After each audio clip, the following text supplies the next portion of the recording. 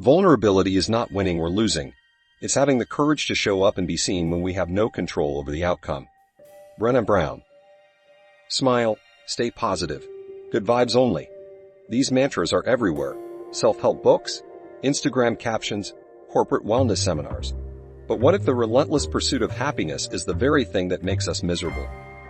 What if, in our desperate attempt to avoid discomfort, we've created a culture that glorifies surface-level joy while burying the raw, messy truths of what it means to be human? Philosopher Friedrich Nietzsche once warned that denying darkness creates shallow souls. People so afraid of pain, they'd rather wear a mask than face their own shadows. Yet here we are, scrolling through endless feeds of filtered smiles, attending workshops that promise instant happiness, and repeating affirmations that feel more like commands than comforts. The irony?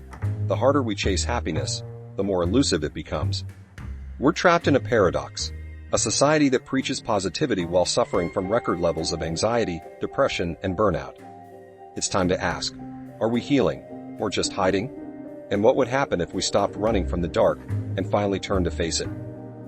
Welcome to the prison of positivity, a cage disguised as enlightenment, where good vibes only become a life sentence of emotional suppression.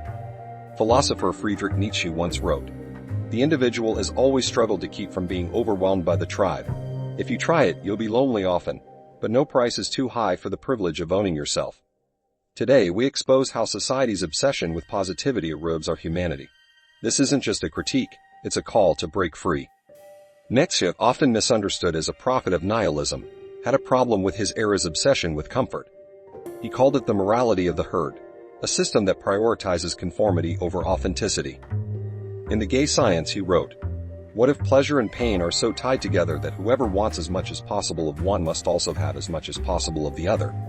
Translation: you can't mute pain without silencing joy. Modern culture sells a dangerous fantasy, that happiness is a permanent state, achievable through sheer willpower. We're told to manifest joy, cancel negativity, and vibe higher. But Nietzsche saw this as cowardice, a refusal to engage with life's inherent chaos. Think about hustle culture, where 18-hour workdays are glorified under the guise of passion and purpose. Burnout? Just meditate harder, exhaustion. Drink another green juice, Nietzsche would have scoffed. He argued that true growth comes from embracing struggle, not avoiding it. You must have chaos within you to give birth to a dancing star, he wrote. Imagine a tree growing in a greenhouse versus one weathering storms in the wild. Which has deeper roots? Which survives the drought? Our souls are no different. By sterilizing our emotional landscapes, we cultivate fragility, not resilience. Toxic positivity isn't just annoying, it's a psychological trap. When a grieving friend hears, they're in a better place, or a stressed colleague is told, just think positive, their pain is dismissed. Toxic positivity isn't just annoying, it's a psychological trap. Psychologist Dr. Susan David calls this emotional tyranny. Research shows that suppressing emotions doesn't erase them, it amplifies their power. Picture shaking a soda can. The pressure builds until it explodes. That's your mind on enforced happiness. Psychologist Dr. Susan David calls this emotional tyranny. Research shows that suppressing emotions doesn't erase them, it amplifies their power. Picture shaking a soda can. The pressure builds until it explodes.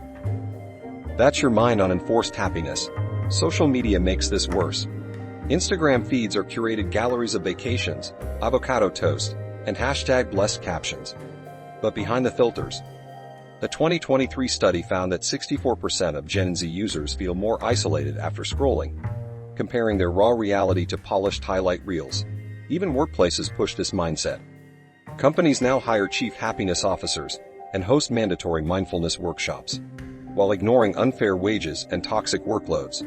It's like putting a band-aid on a broken leg and calling it self-care. Nietzsche called this slave morality, a system that promotes obedience, in this case, forced cheerfulness, to distract from exploitation.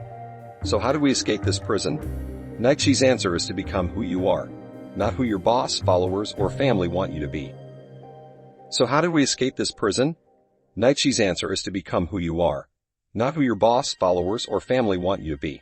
This starts with confronting your shadow, a term Carl Jung later used to describe the parts of ourselves we reject.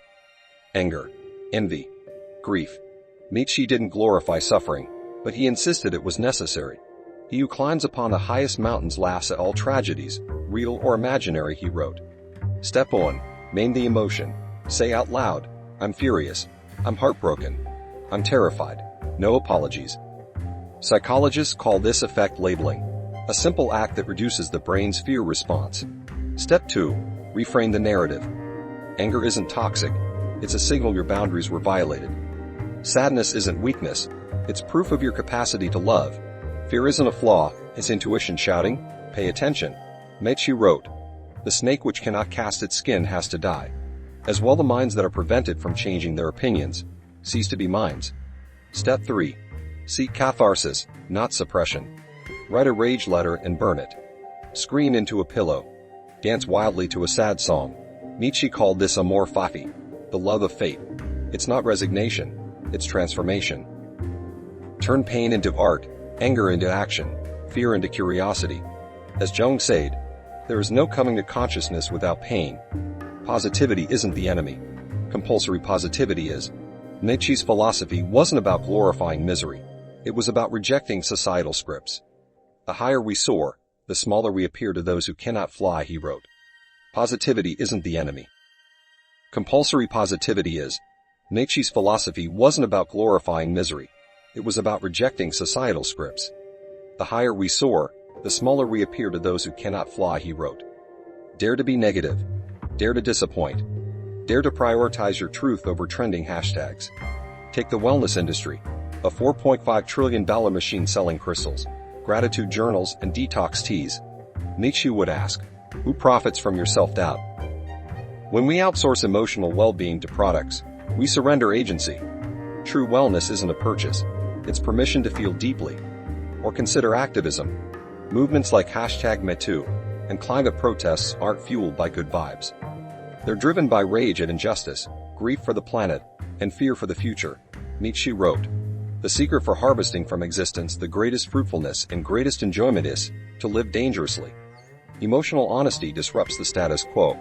But as poet Ocean Vuong wrote, sometimes being offered tenderness feels like the very proof that you've been ruined.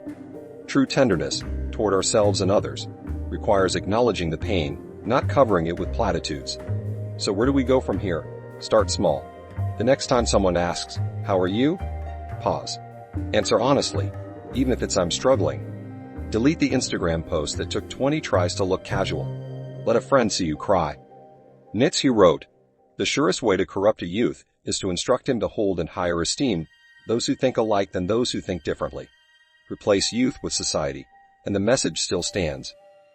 Would you rather wear a mask that earns applause or show your true face and earn your own respect? The choice is yours. And remember, stars can't shine without darkness. If this resonated, hit like. If you're done with fake smiles, subscribe. Share this with someone who needs permission to feel deeply. Thanks for watching, and never forget, your darkness isn't a flaw, it's fuel.